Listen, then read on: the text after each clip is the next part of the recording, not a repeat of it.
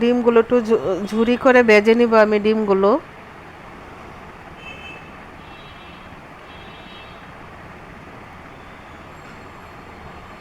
দেখেন সরিষার তেল দেখে কি রকম ফেনা আসছে।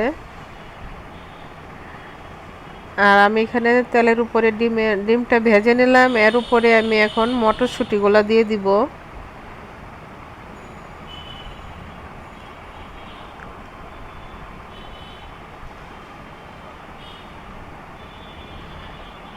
গাজর আর বরবটিগুলো আমি এখন দিয়ে দিব।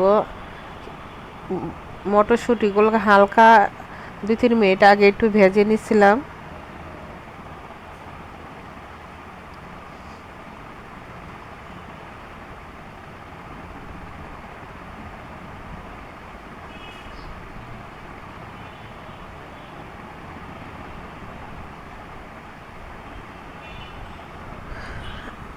এগুলা হালকা একটু ভাজা হইলে আমি চালটা দিয়ে দিব। এখানে একটু আদা রসুন পেস্ট দিয়ে দিচ্ছি আমি।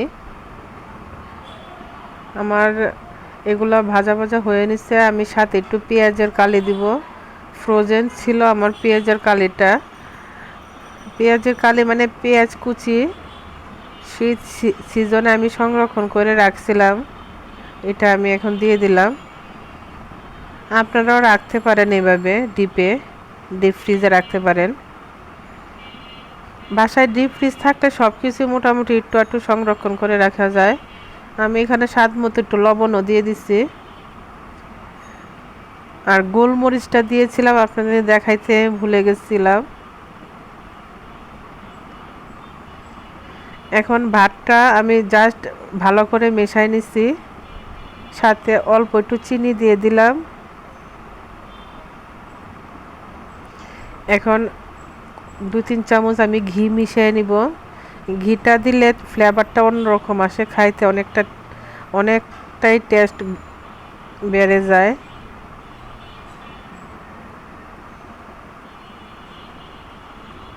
আর এখানে আমি মুরগির রোস্টের জন্য রাঁধুনি মুরগির রোস্টের একটা প্যাকেট দিয়ে দিছি। 1.5 কেজি মাংস আমার এখানে। এখানে 1 প্যাকেট পুরাটাই আমি দিয়ে দিছি রোস্টের মশলা। সাথে আমি আদা রসুন কাঁচামরিচ পেস্টও দিয়ে দিছি। মশলাটা হালকা একটু ভাজা ভাজা হইলে তারপরে আমি মুরগিগুলো দিয়ে দিব।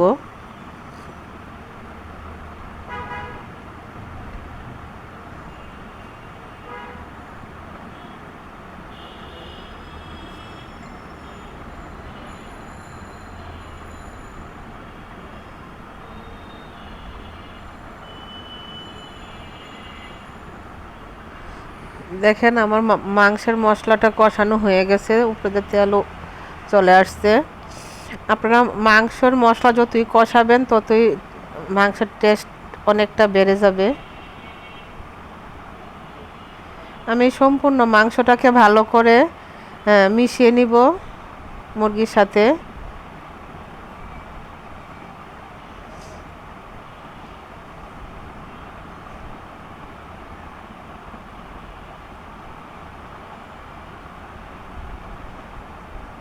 হালকা একটু ঢেকে দিব। আমার কষানো হয়ে গেছে, এর উপরে আমি একটু টক দই দিয়ে দিব।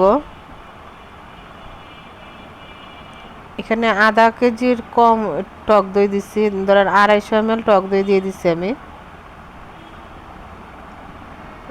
সাথে এখানে পেঁয়াজ বেরেস্তা করা ছিল, ওইগুলো দিয়ে দিব।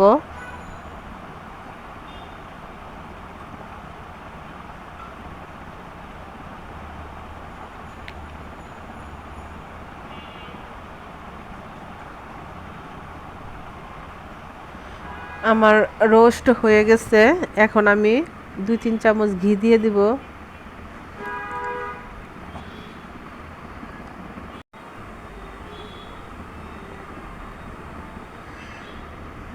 2-3 চামচ ঘি দিয়ে আমি অল্প কিছুক্ষণ রাখছিলাম, তারপরে নামায় নিছি। দেখেন আমার ফ্রাইড রাইসটা কি সুন্দর ঝরঝরা হয়েছে।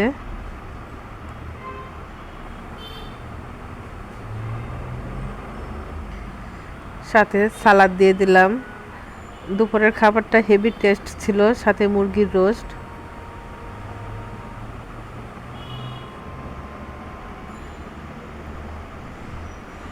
আপনারা এইভাবে বাসায় ট্রাই করতে পারেন। আমার এই রান্নার ভিডিওটা যদি আপনাদের ভালো লাগে লাইক করবেন, শেয়ার করবেন, আমার চ্যানেলটাকে সাবস্ক্রাইব করবেন। আমার একটা পেজ আছে প্রতীক পুতুল, এটাকে ফলো করবেন, সবাই শেয়ার করবেন।